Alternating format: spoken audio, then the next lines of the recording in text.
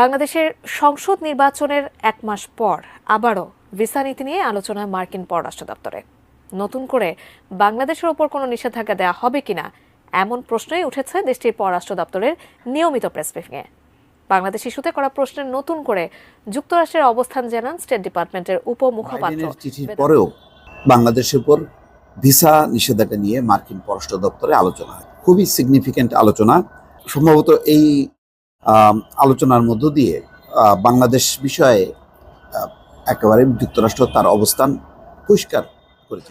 আসসালামু আলাইকুম সুপ্রিয় দর্শক বন্ধুরা, অবশেষে অনেকদিন পর চমক দিল মার্কিন যুক্তরাষ্ট্র। দর্শক বন্ধুরা, বাংলাদেশের নির্বাচনকে কেন্দ্র করে মার্কিন যুক্তরাষ্ট্র নানা তৎপরতা চালিয়েছিল এবং সেই সাথে শেষ পর্যন্ত বাংলাদেশের নির্বাচনকে অসন্তুষ্ট প্রকাশ করেছে। দর্শক বন্ধুরা, যদিও শেষ পর্যন্ত কোনো পদক্ষেপ নেয়নি, এবার বাংলাদেশের উপর ভিসা নিষেধাজ্ঞাকে কেন্দ্র করে এবার মার্কিন যুক্তরাষ্ট্র থেকে কঠিন বার্তা এসেছে।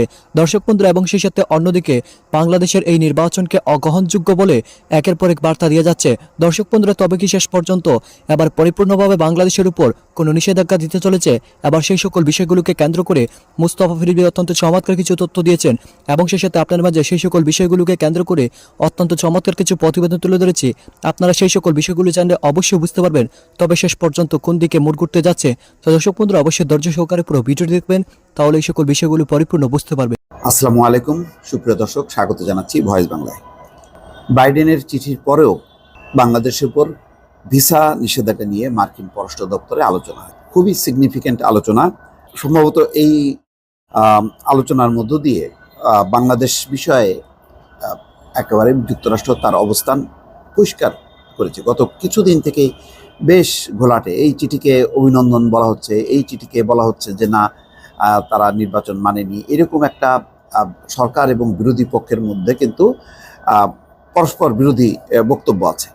তো এই বক্তব্যের মধ্যেই মার্কিন পররাষ্ট্র দপ্তরে আবার এই প্রসঙ্গটা এসছে। আমি একটু খবরটা একটু আপনাদেরকে শোনাই, তাহলে বুঝতে পারবেন। এবং সবচেয়ে বড় কথা হলো, এখানে বলছেন যে বেদান্ত প্যাটেল, মার্কিন পররাষ্ট্র দপ্তরের মুখপাত্র, বলছেন যে নির্বাচন হয়েছে মানে এই নয় যে সূর্য ডুবে গেছে। খুবই সিগনিফিক্যান্ট কথা। দর্শক, আমি আসছি এই কথার একটু বিশ্লেষণ। খবরে বলা হচ্ছে, দ্বাদশ জাতীয় সংসদ নির্বাচনের আগে বেশ জোরালোভাবে বাংলাদেশের উপর মার্কিন ভিসা নীতি নিয়ে আলোচনা হয়।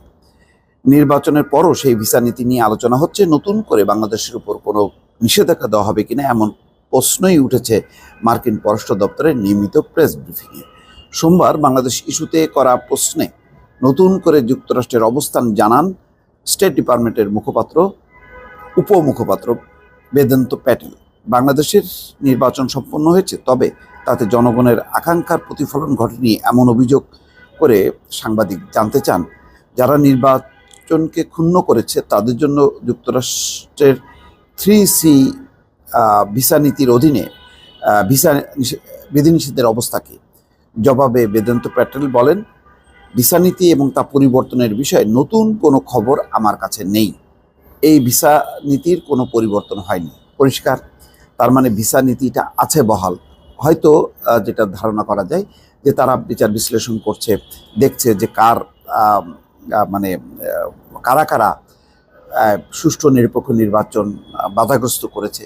হয়তো সেই তালিকাটা নিয়ে বিশ্লেষণ করছে বলে হয়তো তারা এখনই চট করে বলছে না যে এতজনের উপরে ভিসা নীতি তারা দিয়েছে, ভিসা নিষেধাজ্ঞা। ভিসা নীতির বিষয়টি এমন নয় যে নির্বাচন সম্পন্ন হয়েছে আর তাই সূর্য ডুবে গেছে। এরপরও সাংবাদিক সুনির্দিষ্টভাবে জানতে চান, ভিসা নিষেধাজ্ঞা কি এখনো চলমান কিনা। এর উত্তরেও বেদান্ত প্যাটেল বলছেন যে হ্যাঁ, ভিসা নীতি প্রয়োগে কোনো পরিবর্তন হয়নি। এর আগে 1 জানুয়ারি স্টেট ডিপার্টমেন্টের মুখপাত্র ম্যাথিউ মিলার এক প্রশ্নের জবাবে বাংলাদেশের সংসদ নির্বাচন নিয়ে দেশটির উদ্বেগের কথা জানান। নির্বাচন সামনে রেখে বিরোধী দলের নেতাকর্মীদের গ্রেপ্তার নিয়েও তারা উদ্বেগ প্রকাশ করে। ম্যাথিউ মিলার বলেন, আমি দুটি বিষয় নিয়ে কথা বলছি। প্রথমটি হলো, গ্রেপ্তার সবার জন্য একটি ন্যায্য ও স্বচ্ছ আইনি প্রক্রিয়া নিশ্চিত করার জন্য বাংলাদেশ সরকারের প্রতি আহ্বান জানাচ্ছি।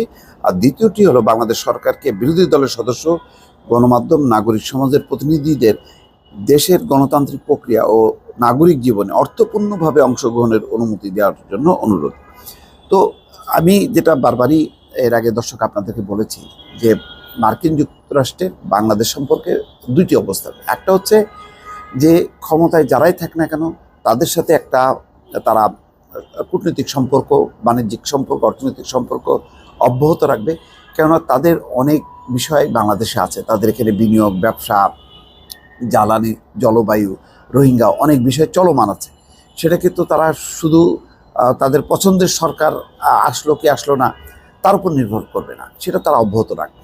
কিন্তু নির্বাচন, যেটা তারা বলছে বিশ্বব্যাপী তাদের অবস্থান হলো সুষ্ঠু নির্বাচন, নিরপেক্ষ নির্বাচন, শান্তিপূর্ণ নির্বাচন, অংশগ্রহণমূলক নির্বাচন। এই অবস্থায় বাংলাদেশে যে নির্বাচনটি হয়ে গেল সেই নির্বাচনটি নিশ্চয়ই তাদের মনোভূত হয়নি। তো সুতরাং এই নির্বাচন তারা মানবে না। এই নির্বাচনের ব্যাপারে তাদের যে অবজারভেশন বা তাদের যেই কি বলে বা নিজস্ব যেই কনজারভেটিভ অবস্থান, সেটি তো তারা বলবেই।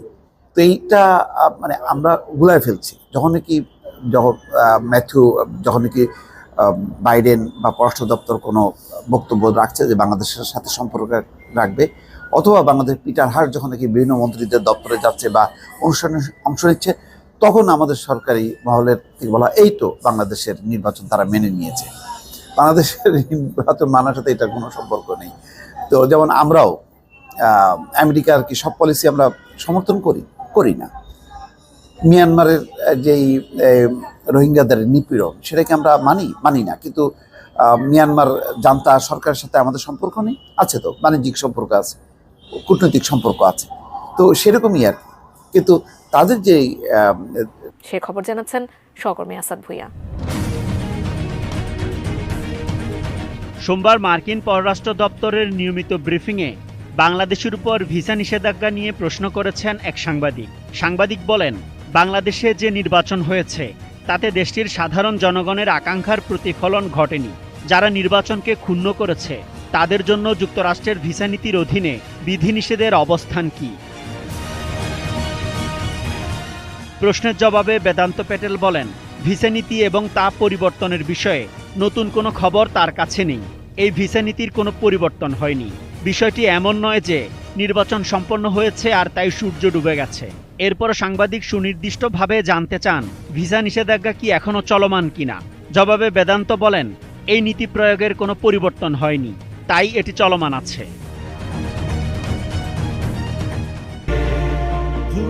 অ্যান্টিঅক্সিডেন্ট ও ফ্লেভোনয়েড সমৃদ্ধ ফ্রেশ প্রিমিয়াম টি এক কাপে কাঁপিয়ে দিন। এর আগে গত 1 জানুয়ারি স্টেট ডিপার্টমেন্টের মুখপাত্র ম্যাথিউ মিলার এক প্রশ্নের জবাবে বাংলাদেশের সংসদ নির্বাচন নিয়ে দেশটির উদ্বেগের কথা জানান। নির্বাচন সামনে রেখে বিরোধী দলের নেতাকর্মীদের গ্রেপ্তার নিয়েও তারা উদ্বেগ প্রকাশ করে।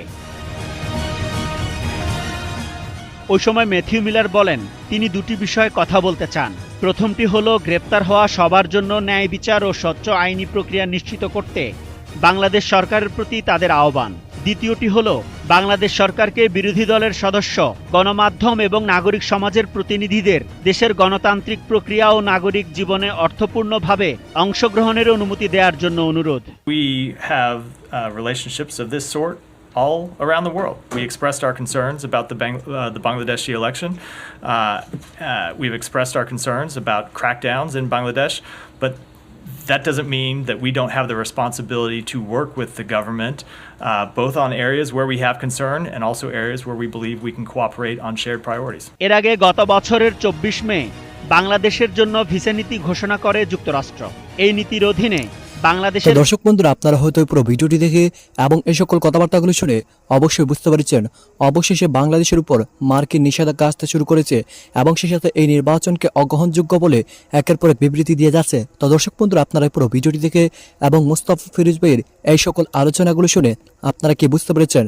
তবে কি শেষ পর্যন্ত পরিপূর্ণভাবে মার্কিন নিষেধাজ্ঞা আসতে চলেছে এবং সেই সাথে এই নিষেধাজ্ঞা কি বাংলাদেশের রাজনীতির কোনো মোড় ঘুরবে? তো দর্শক বন্ধুরা, এই বিষয়ে আপনাদের মতামত অবশ্যই কমেন্ট করে জানিয়ে দিবেন। তো দর্শক বন্ধুরা, ভালো থাকুন, সুস্থ থাকুন, আল্লাহ হাফিজ, আসসালামু আলাইকুম রহমতুল্লাহ।